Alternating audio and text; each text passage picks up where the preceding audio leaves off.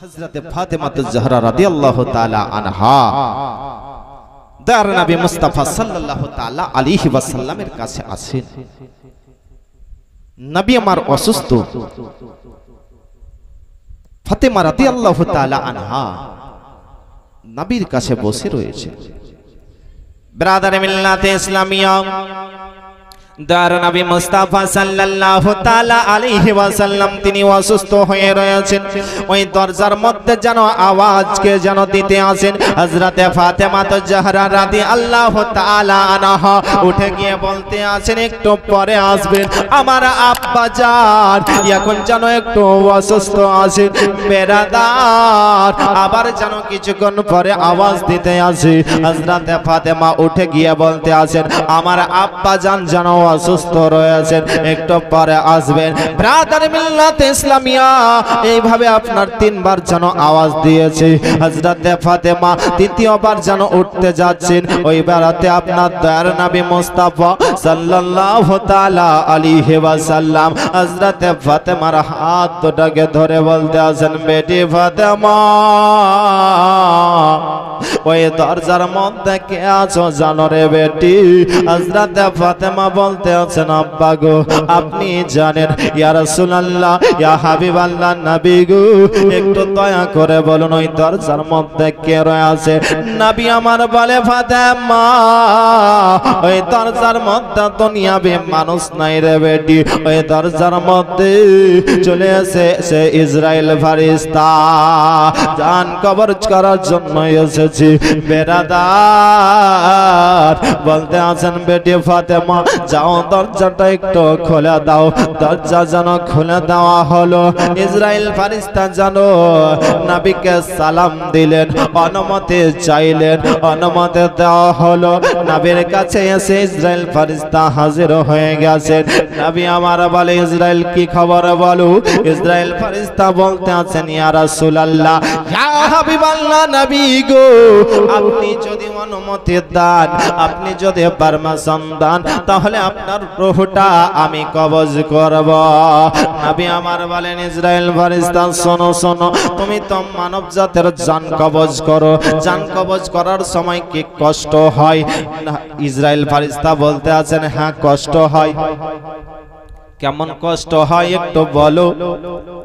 বলে 70,000 তলোয়ারের আঘাত একটা মানুষকে মারলে পরে যত আঘাত লাগে ওই রকম আঘাত দিয়ে মানুষের জান কবজ করা হয়। নবী আমার বলতে আছেন ইসরাইল তবে তুমি কি আমার উম্মতগণের এই কষ্ট দিয়ে এরকম ভাবে কি জান কবজ করো? বলতে আছে হ্যাঁ ইয়া রাসূলুল্লাহ আপনার উম্মতগণের আমি এই কষ্ট দিয়ে জান কবজ করি। নবী আমার বলতে আছেন ইসরাইল তবে শোনো গো এখন থেকে কিয়ামত পর্যন্ত যত আমার উম্মত হবে ওই উম্মতের যত কষ্ট দিয়ে তুমি জান কবজ করবে ওই কষ্ট দিয়ে সমস্ত কষ্ট দিয়ে আমার জানটা তুমি কবজ করো। কারণ আমার উম্মতগণের কষ্ট হবে জান কবজ করার সময় কষ্ট হবে আমি সহ্য করতে পারবো না। আমার কষ্ট হবে আমি সহ্য করে নেব। আমাকে কষ্ট দিয়ে তুমি জান কবজ করো। আল্লাহ রাব্বুল আলামিন ইসরাইল ফেরেশতাকে বলতে আছেন ওই ইসরাইল নবীকে খবরটা জানিয়ে দাও বলে দাও যে আপনার উম্মতগণের জান কবজ করার সময় কোনো কষ্ট হবে না। যেই রকম মা বোনেরা রুটি তৈরি করার জন্য আটা সানে আটা সানার পরে ওই আটার মধ্যে যদি চুল থাকে চুলটা যেন আস্তে আস্তে বের হয়ে আসে ওই রকম ভাবে আপনার উম্মতের জান কবজ করা হবে। আসানের সহিত জান কবজ করা হবে। ইসরাইল ফেরেশতা বলতে আছেন ইয়া রাসূলুল্লাহ ইয়া হাবিবাল্লাহ নবী গো আপনার উম্মতগণের জান আসানের সহিত কবজ করা হবে। আপনার উম্মতগণের জান কবজ করা হবে বুঝতেই পারবে না তাদের কোনো কষ্টই হবে না। ব্রাদার মিল্লাতে ইসলামিয়া তো কষ্ট হবে না। আপনি যদি গুনাহ করে থাকেন মানুষের ক্ষতি করে থাকেন তাহলে আপনার আসানের সহিত কবজ হবে হবে না। ব্রাদার তবে ভালো কাজ করতে হবে। নেক কাজ করতে হবে।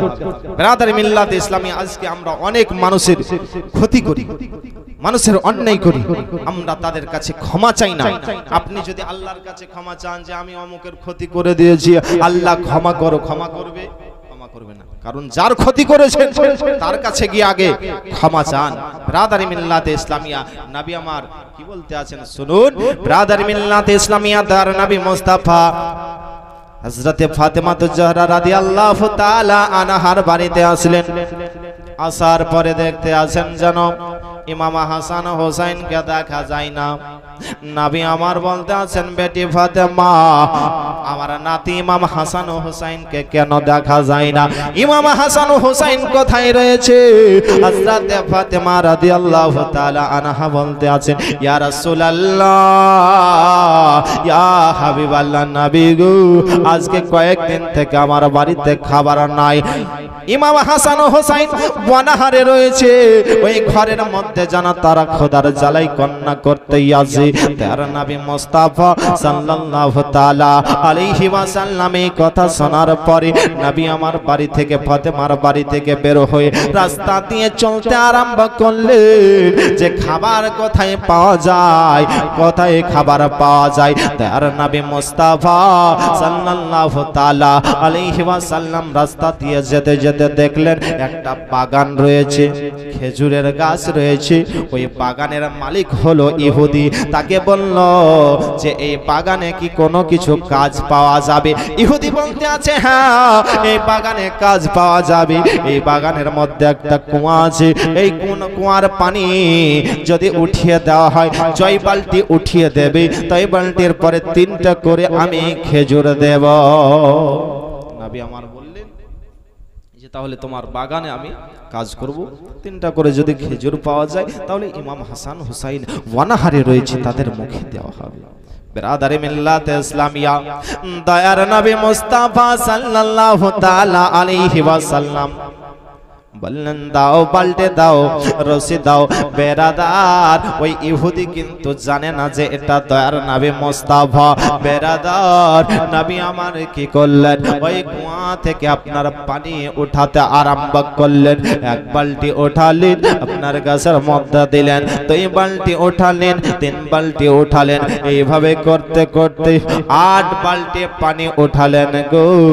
9 বালতি উঠাতে যাবে, ইতিমধ্যে রশি কেটে বালতি কুয়ার মধ্যে পড়ে গেছি। ইহুদির কানে আওয়াজ গেল। এই আওয়াজ কোথা থেকে আসলো? ইহুদি যেন কুয়ার কাছে দৌড়াতে দৌড়াতে আসলো। দেখতে আছেন নবী মুস্তাফার হাতে রশি আছে, বালতি দেখা যায় না। বলে, বালতি কোথায়? বলে, এই রশি ছিঁড়ে বালতি কুয়ার মধ্যে পড়ে গেছে। ওই ইহুদি বলতে আছেন, না, তুমি বালতিটাকে কুয়ার মধ্যে ফেলে দিয়েছো। নবী আমার বলে, না, আমি বালতি ফেলেনি, বালতিটা যেন পড়ে গিয়েছে। ওই ইহুদি হাতটা উঠিয়ে নবী মুস্তাফার চেহারাতে যেন একটা আঘাত করলো। নবী মুস্তাফার চেহারাতে যেন একটা থাপ্পড় মেরে দিল। বেরাদার, নবী আমার বলতে আছেন, ও ভাই, তোমার হাতে তো লাগেনি, তোমার হাতে তো আঘাত লাগেনি। ওই ইহুদি বলতে আছে, আমি তার চেহারাতে মারলাম, তার গালে লাগবে, কিন্তু আমাকে কেন জিজ্ঞাসা করছে? বিরাদারে মিল্লাত ইসলামিয়া, নবী মুস্তাফা কে এবার যেন ইহুদি বলতে আছে, তুমি আমার বালতিটা উঠিয়ে দাও। নবী আমার চিন্তা করছেন, বালতি তো নিচে পড়ে গেছে, ওই বালতি উঠাবো কিভাবে? ওইদিকে আল্লাহ রাব্বুল আলামিন জিবরিল আমিনকে বলতে আছেন, জিবরিল, তাড়াতাড়ি নবী মুস্তাফার কাছে যাও। নবী মুস্তাফার কাছে যাওয়ার পরে বলো, নবী গো, আপনি ওই কুয়ার মধ্যে, কুয়ার দিকে হাতটা সাট করে দেন আর বালতিকে আওয়াজ দেবেন, বালতি আপনার হাতে এসে থেমে যাবে। বেরাদার, ওই ইহুদি বলতে আছে, তুমি আমার বালতি উঠিয়ে দাও কুয়া থেকে। তার নবী মুস্তাফা সাল্লাল্লাহু তাআলা আলাইহি ওয়াসাল্লাম যেন আওয়াজ দিতে আছেন কুয়ার মধ্যে। এই বালতি লাব্বাইক ইয়া রাসূলুল্লাহ বলে নবী মুস্তাফার হাতে এসে যেন থেমে গিয়েছে। জোরে বলুন সুবহানাল্লাহ। বালতি আপনার হাতের মধ্যে থেমে গিয়েছে। ব্রাদার, নবী আমার বলতে আছেন, এবার দাও আমাকে খেজুর দাও, আমি 8 বালতি পানি উঠিয়েছি, আমাকে খেজুর দাও। 24টা যেন আপনার খেজুর দেওয়া হলো। নবী মুস্তাফা চলে আসলে ওই ইহুদি চিন্তা করছে যে আমি কার চেহারাতে আঘাত করলাম, বালতিকে আওয়াজ দিয়েছে, বালতি এসে হাতে থেমে গেল। না, আমি এই হাত রাখবো না। একটা হাসুয়া নিল, নেওয়ার পরে হাতের মধ্যে কোপ মেরে হাতটাকে কেটে দিল। ব্রাদার চিন্তায় চিন্তিত হয়ে আছে। ইতিমধ্যে কয়েকজন মানুষ ওই রাস্তা দিয়ে আসতে ছিল, কিছু ইহুদিও ছিল, মুসলমানও ছিল। বলে, তুমি কন্দন করতে আসো কেন? বলে, আমি একটা মানুষের চেহারাতে আঘাত করেছি, কিন্তু চিনতে পারিনি তার ব্যবহারে এত সুন্দর, দেখতে অনেক সুন্দর। এর আগে এই রকম আমি মানুষ কাউকে দেখিনি, তবে কি আমি চিনতে পারিনি। মুসলমান ব্যক্তি ছিল, তারা বলছে হয়তো আমাদের নবী মুস্তাফা হতে পারে। যাও নবীর দরবারে যাও, নবীর দরবারে যাওয়ার পরে ক্ষমাটা চেয়ে আনো। ব্রাদার মিল্লাতে ইসলামিয়া ওই ব্যক্তি বলতে আছে, আমি তো হাত কেটে দিয়েছি। বলে, যাও নবী মুস্তাফার কাছে চলে যাও, হাত কাটা নিয়ে চলে যাও। নবী মুস্তাফার দরবারে হাত কাটার ওষুধ রয়েছে। ব্রাদার মিল্লাতে ইসলামিয়া ওই ইহুদি জানো নবী মুস্তাফার দরবারে এসে হাজির হলেন। বলতে আছেন, হুজুর আপনি আমাকে ক্ষমা করে দেন। বলে, আমি তোমাকে তো প্রথমেই ক্ষমা করে দিয়েছি। বলে, হুজুর আমি হাতটাকে কেটে দিয়েছি, আপনাকে না চিনতে পেরে আপনাকে আঘাত করেছি। হুজুর আপনাকে আঘাত করেছি, ওই বলে হাতকে আমি কেটে দিয়েছি। বলে, হাত কেটে দিয়েছো, হাতটা সামনে নিয়ে আসো। চাদর থেকে যেন খুলে দেওয়া হলো। খুলে দেওয়ার পরে নবী মুস্তাফা নিজের মুখ মোবারক থেকে আপনার থুথু মোবারক বের করলেন। বের করার পরে ওই কাটা হাতে লাগালেন, তো কাটা হাত আপনার জোড়া লেগে গেল। জোরে বলুন সুবহানাল্লাহ। কাটা হাত জোড়া লেগে গেল। ব্রাদারে মিল্লাতে ইসলামিয়া এই নবী মুস্তাফার থুথুর কত বড়, আর বলে যে আমরা নবীর মত। হ্যাঁ, তোর থুথু যদি কোনো বালতিতে ফেলিস ওই পানি কেউ খাবে না। নবী মুস্তাফা ওই থুথু মুবারক মদিনা শরীফে একটা আপনার অচল কুয়া ছিল, ওই কুয়ার পানি কেউ ব্যবহার করতো না। নবী মুস্তাফা কুয়ার মধ্যে থুথু মোবারক ফেলে দিলেন। ওই কুয়া যেন চলতে আরম্ভ করলো, কুয়ার পানি খেতে আরম্ভ করলো। ছেড়ে বলুন সুবহানাল্লাহ। নবী মুস্তাফার থুথু মোবারক হযরত আবু বকর সিদ্দিক রাদিয়াল্লাহু তাআলা আনহুকে ওই আপনার গারে সরের মধ্যে সাপে কেটেছিল। নবী মুস্তাফা থুথু মোবারক লাগিয়ে দিলেন, তো বিষ যেন এক সাইডে লেগে গেল। ছেড়ে বলুন সুবহানাল্লাহ।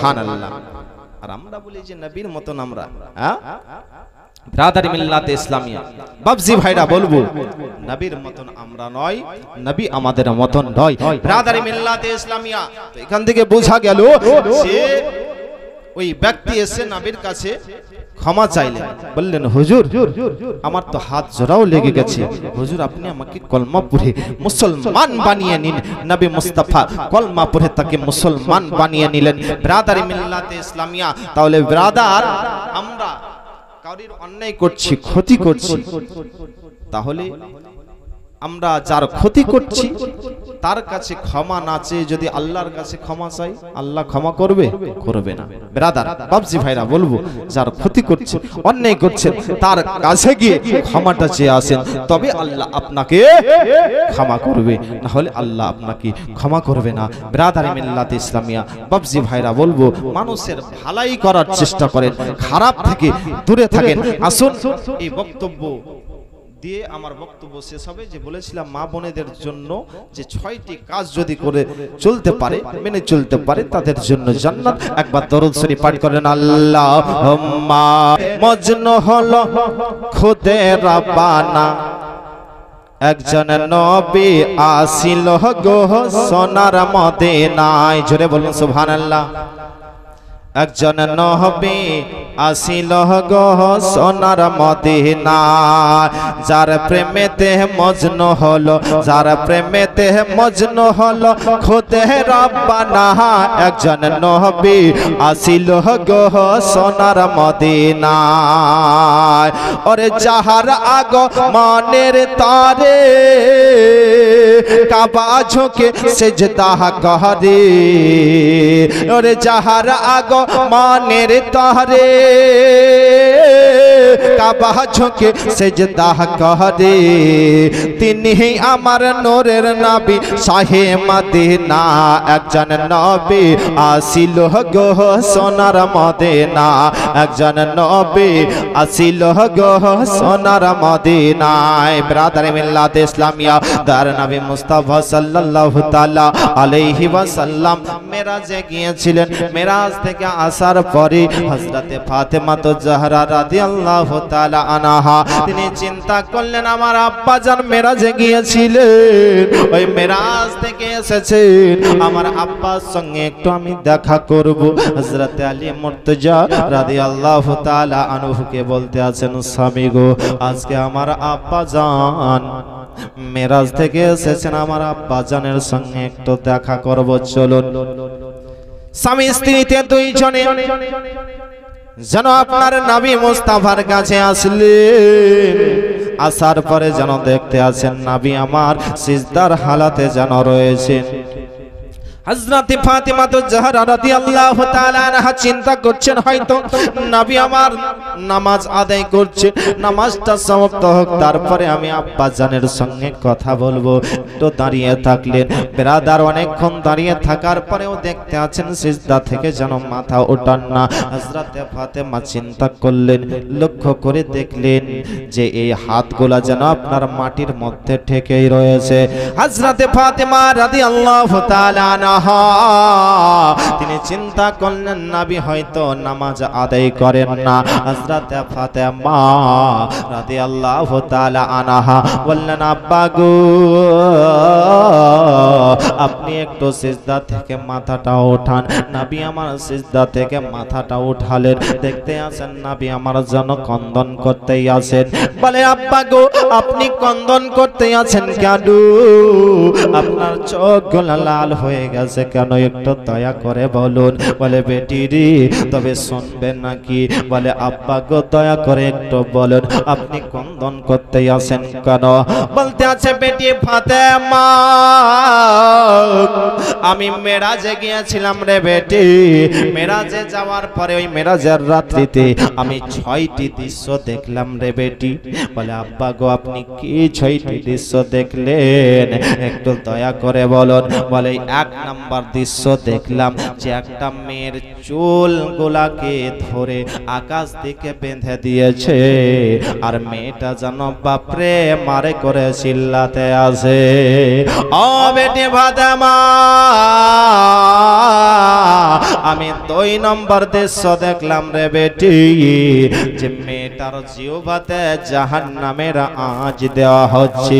3 নম্বর আমি দৃশ্য দেখলাম যে মেয়েটার ছাতির মধ্যে যেন দাউ দাউ করে জাহান্নামের আগুন জ্বলতে আসে।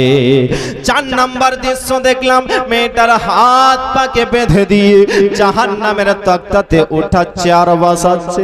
5 নাম্বার দৃশ্য দেখলাম রে বেটি, মেয়েটার চেহারা একেবারে গাধার মতন হয়ে গেছে। 6 নম্বর দৃশ্য দেখলাম আমি যে মেয়েটাকে যেন জাহান্নামের তক্তাতে উঠাচ্ছে আর বসাচ্ছে। হযরতে ফাতেমা তো জাহরা রাদিয়াল্লাহু তাআলা আনহা বলতে আছেন আব্বা গো, এই মেয়েগুলা কি এমন গুনার কাজ করেছে যে তাদেরকে এই শাস্তি দেওয়া হচ্ছে? নবী আমার বলতে আছেন বেটি ফাতেমা,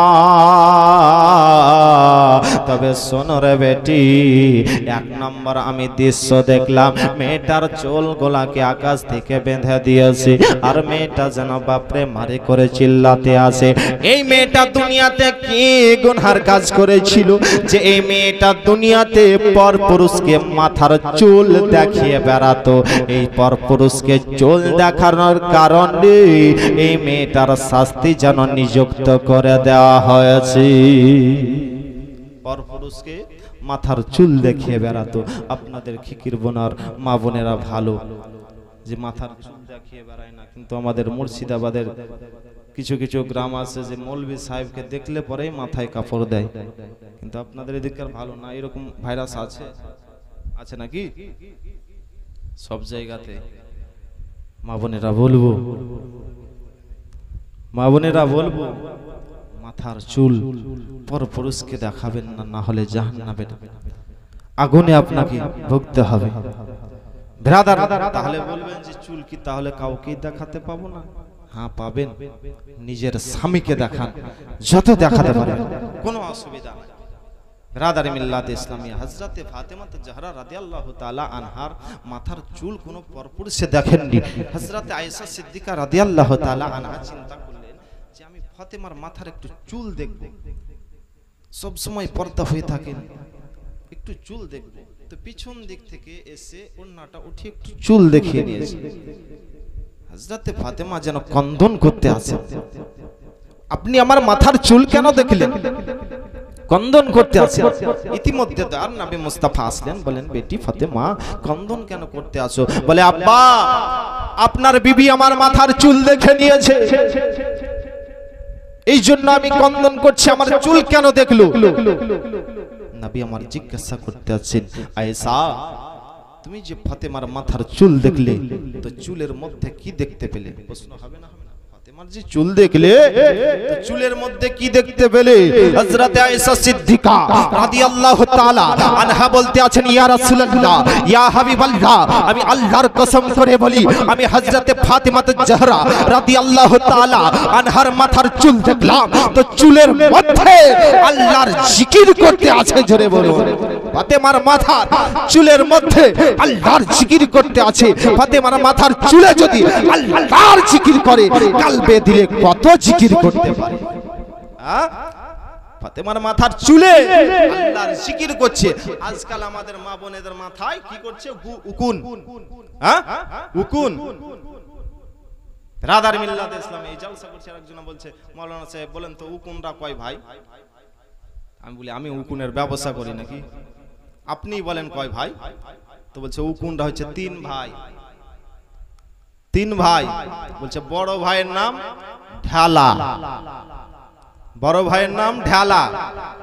আপনাদের দিকে কি বলে? ঢালা বলে নাকি? মেজো ভাইয়ের নাম সুঝালি, হ্যাঁ, আর ছোট ভাইয়ের নাম বলছে লিখি। হ্যাঁ, তো আমাদের মাথায় উকুন ভরা, জিকির করবে চুলে। আমরা তো বিড়ি বাঁধতেই ব্যস্ত, ফজরে নামাজ পড়াতে হচ্ছি তো কাঁচির আওয়াজ পাওয়া যাচ্ছে। হ্যাঁ, মা বোনেরা বলবো নামাজটা পড়ার চেষ্টা করে, নামাজ ছাড়া কোনো গতি নাই। ব্রাদার মিল্লাত ইসলামে আমরা বিড়ি বাঁধতে পারছি, কিন্তু নামাজ আদায় করছি। বিড়িতে তবেই তো বরকত দেবে আপনার। হ্যাঁ, নামাজ আদায় করবেন তবে তো বরকত দেবে। তাই তো শায়ের বলে, শোনাবো? শোনাবো বিড়ির গজল? শুনেছেন? যদি শুনেছেন তাহলে শোনাবো না। মা বোন গো, তোমরা বিড়ি যতই বাঁধো না, আরে নামাজ রোজা না করিলে বরকত পাবে না। কি পাবে না? মা বোন গো, তোমরা বিড়ি যতই বাঁধো না, আরে নামাজ রোজা না করিলে বরকত পাবে না। আরে টাইমে টাইমে 5 ওয়াক্তের নামাজ তোমরা পড়ো, থাকিতে সময় তোমরা জানো স্বামীর সেবা করো। আর টাইমে টাইমে 5 ওয়াক্তের নামাজ তোমরা পড়ো, থাকিতে সময় তোমরা জানো স্বামীর সেবা করো। আরে নামাজ তোমরা পড়ে নাও, রোজা তোমরা রেখে দাও, আল্লাহ তোমায় করবে গো পার। আরে নইলে তুমি ডুবে যাবে, নইলে তুমি ডুবে যাবে দোজখের মাঝার। মা গো, তোমরা বিড়ি যতই বাঁধো না, নামাজ রোজা না করিলে জান্নাত পাবে না। মা বোনেরা যখন বিড়ি বাঁধে এক জায়গায় 4-5 জন বসে না বসে বসে বিড়ি বাঁধে আর গল্প গুজব করে আর বলে চল আনানি ধর কে কতটা বিড়ি বাঁধতে পারিস। তাই তো স্যার বলে তলে তলে বসে তোমরা গল্প গুজব করো আর কে কতটা বিড়ি বাঁধতে পারো আনা আনি ধর। তলে তলে বসে তোমরা গল্প গুজব করো কে কতটা বিড়ি বাঁধতে পারো আনা আনি ধর। আরে আনা আনি ধর না কোরআন পড়ো বাড়িতে আল্লাহ তোমায় করবে গো পার। আরে নইলে তুমি ডুবে যাবে, নইলে তুমি ডুবে যাবে দোজখের মাঝার মা বোন গো। তোমরা বেড়ে যতই বাঁধো না, নামাজ রোজা না করিলে বরকত পাবে না মা বোন গো। তোমরা বেড়ে যতই বাঁধো না, আরে নামাজ রোজা না করিলে জান্নাত পাবে না। বেরাদার মিল্লাতে ইসলামিয়া বলতেছিলাম যে 1 নম্বর দৃশ্য নবী আমার দেখলেন যে ওই মেয়েটা পর পুরুষকে আপনার মাথার চুল দেখিয়ে বেড়াতো। ওই চুল দেখার কারণে তাকে যেন আকাশ দেখে চুলকে বেঁধে দিয়েছে।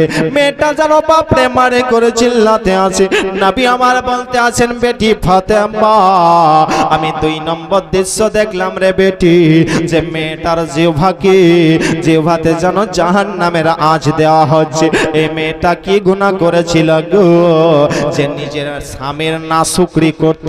নাশুকরি করার কারণে এই মেয়েটার জিহ্বাতে জাহান্নামের আঁচ দেওয়া হচ্ছে। স্বামীর নাশুকরি করার কারণে হয়তো আপনি অসুবিধার কারণে একটা শাড়ি কিনে এনে দিতে পারলেন না, তা আপনার স্বামী আপনার বিবি কি বলছে তোমার সংসারে আমি সুখ পেলাম না, বলে না বলে না বলে। এই কথা বলার কারণে তাকে জাহান্নামের আঁচ দেওয়া হচ্ছে। স্বামী যদি খেতে বসে স্বামীর সঙ্গে ঝগড়া করে, ব্রাদার মিল্লাতে ইসলামী এই কারণে আপনার তার জিহ্বাতে জাহান্নামের আঁচ দেওয়া হচ্ছে। মা বোনেরা বলবো নিজের স্বামীকে ভালোবাসার চেষ্টা করে স্বামীর সঙ্গে মহব্বত রাখুন। ব্রাদার মিল্লাতে ইসলামিয়া 2 নম্বর দৃশ্য হলো নবী আমার বলতে আছেন 3 নম্বর দৃশ্য দেখলাম যে মেয়েটার ছাতির মধ্যে যেন দাও দাও করে আগুন জ্বলতে আছে। এই মেয়েটা কে গুনাহ করেছিল গো যে নিজের স্বামী থাকা সত্ত্বেও অন্য ছেলের সঙ্গে ভালোবাসা রাখতো। নিজের স্বামী গেছে বোম্বাই থেকে বিবিকে ফোন করে হ্যালো, যখনই ফোন করে তখনই ব্যস্ত, অন্য ছেলের সঙ্গে ব্যস্ত। এই ভালোবাসা নিজের স্বামী থাকা সত্ত্বেও অন্য ছেলের সঙ্গে ভালোবাসা রাখার কারণে তার যেন আপনার ওই ছাতিতে দাও দাও করে আগুন জ্বলতে আছে।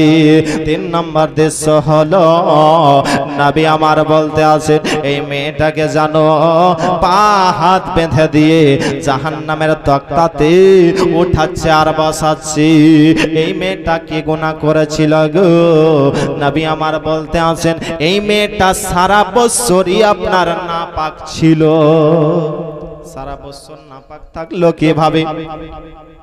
ব্রাদার মিল্লাতে ইসলামিয়া আপনারও মা বোন আছে আমারও মা বোন আছে।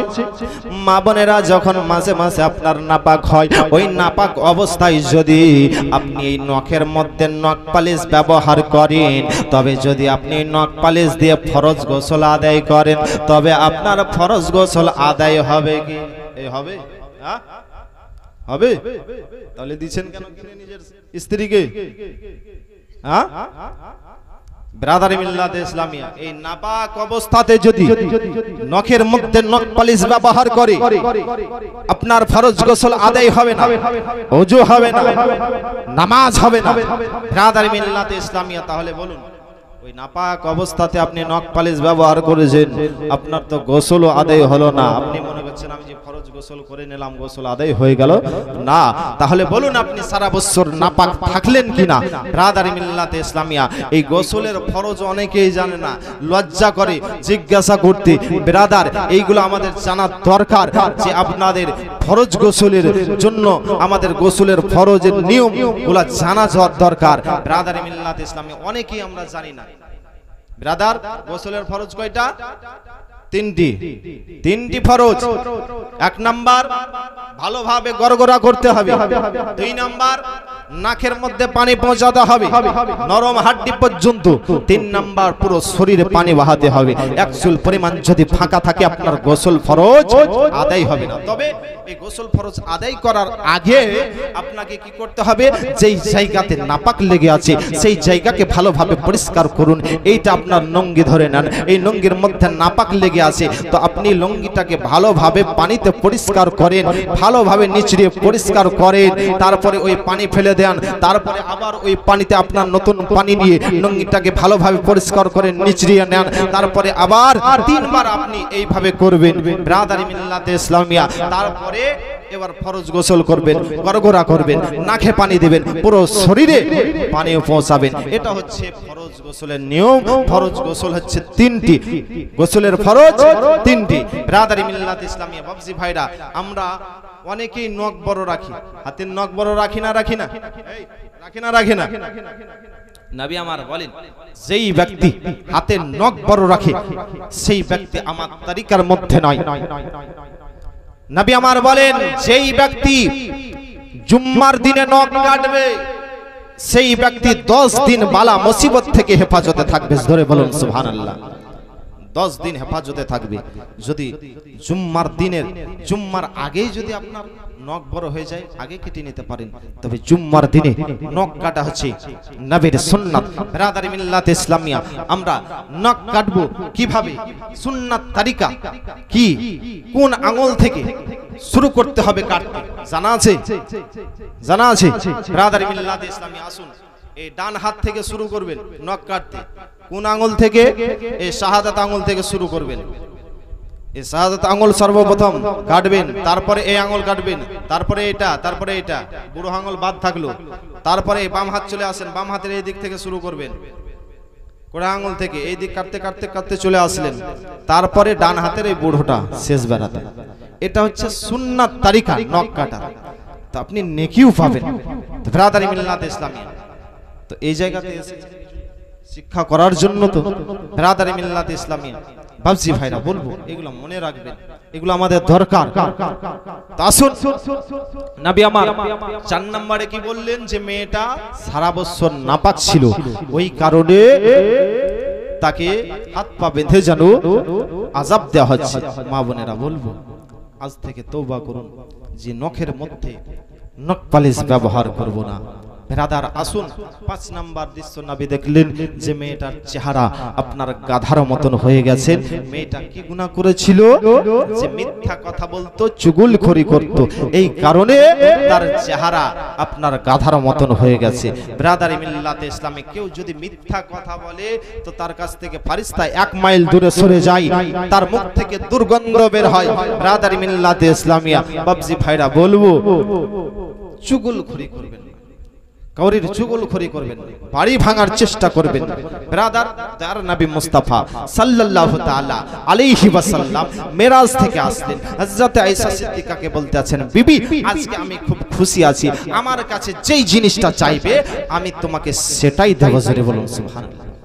হযরত আয়েশা সিদ্দিকা রাদিয়াল্লাহু তাআলা আনহা চিন্তা করতে আছেন, আমি নবীর কাছে কোন জিনিসটা চাইবো? আখিরাত চাইলে দুনিয়া ছুটবে, দুনিয়া চাইলে আখিরাত ছুটবে, আমি নবীর কাছে কোন জিনিসটা চাইবো আমি ভেবে উঠতে পারছি না। নবীকে বলতে আছেন, ইয়া রাসূলুল্লাহ ইয়া হাবিবাল্লাহ নবী গো, আমি ভেবে উঠতে পারছি না আমি কোন জিনিসটা আপনার কাছে চাইবো। আপনি যদি অনুমতি দেন তাহলে আপনার প্রিয় সাহাবী আমার আব্বাজান হযরত আবু বকর সিদ্দিক রাদিয়াল্লাহু তাআলা আনহুকে আমি একটু জিজ্ঞাসা করব। নবী আমার বললেন যাও জিজ্ঞাসা করো। হযরত আয়েশা সিদ্দিকা রাদিয়াল্লাহু তাআলা আনহা আব্বাজানের কাছে আসলেন। আসার পরে বলতে আসেন আব্বা গো, আমার নবী আজকে বলেছেন আমি খুব খুশি আছি রে বিবি, আমার কাছে যেই জিনিসটা চাইবি রে বিবি আমি তোকে সেই জিনিসটাই দেব। হযরত আবু বকর সিদ্দিক রাদিয়াল্লাহু তাআলা আনহু বলতে আছেন বিবির বেটি রে কোন জিনিসটা চেয়েছো বলো বলো। বলে আব্বা আমি ভেবে উঠতে পারছি না আমি নবীর কাছে কোন জিনিসটা চাইবো, আখিরাত চাইবো না দুনিয়া চাইবো। দুনিয়া যদি চাই আখিরাত ছুটবে, আখিরাত যদি চাই দুনিয়া ছুটবে। আব্বা গো ওই জন্য আপনার কাছে এসেছি, আপনি একটু অনুমতি দেন আমি নবীর কাছে কোন জিনিসটা চাইবো। হযরত আবু বকর সিদ্দিক রাদিয়াল্লাহু তাআলা আনহু বলতে আছে বেটি রে আমার নবী মেরাজে গিয়েছিলেন, মেরাজে যাওয়ার পরে আল্লাহর সঙ্গে অনেক কথোপকথন হয়েছে, অনেক কথাবার্তা হয়েছে রে বেটি। ওই কথাবার্তার মধ্য থেকে একটা কথা তুমি জিজ্ঞাসা করবে বেটি আয়েশা।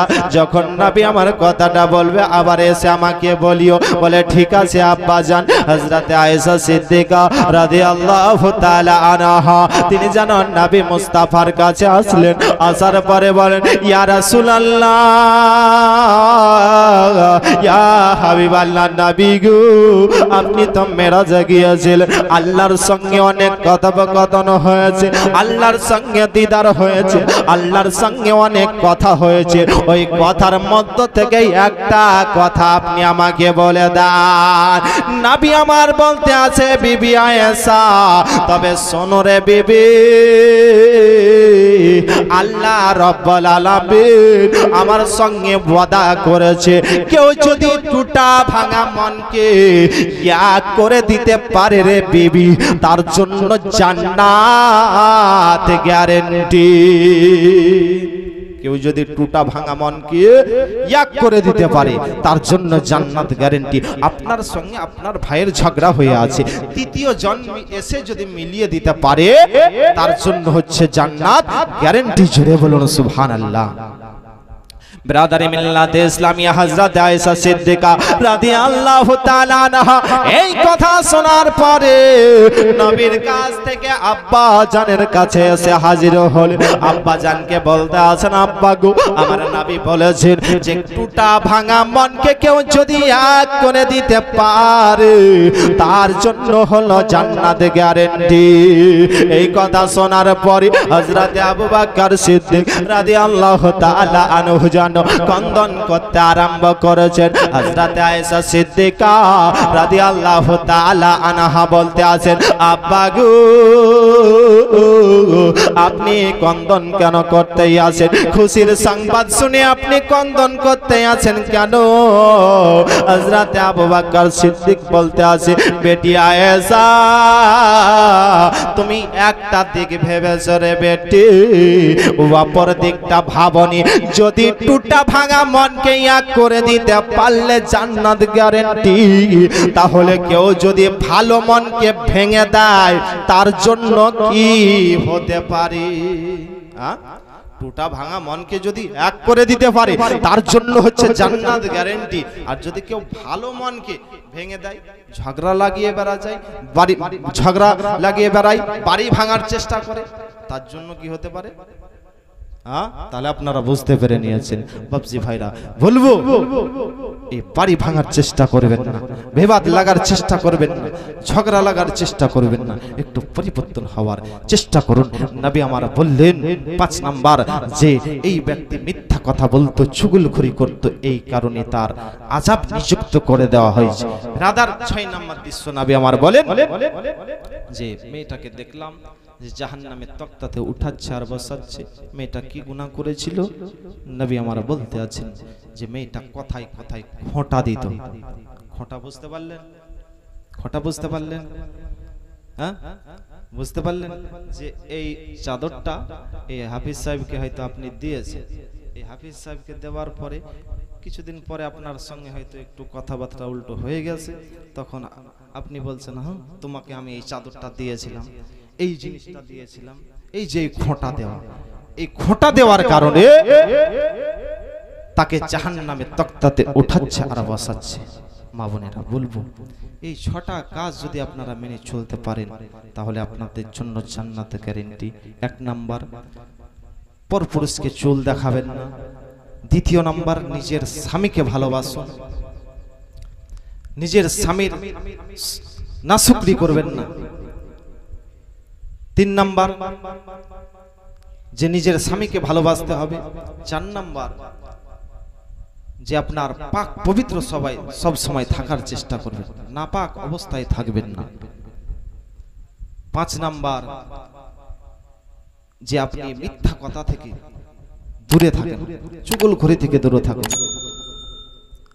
6 নাম্বার, এই খোঁটা দিয়া কাজ থেকে দূরে থাকুন, তাহলে আপনার জন্য জায়গা জান্নাতে হবে। ব্রাদার, কিন্তু এই অসুখ আমাদের মা বোনের কাছে লেগেই আছে।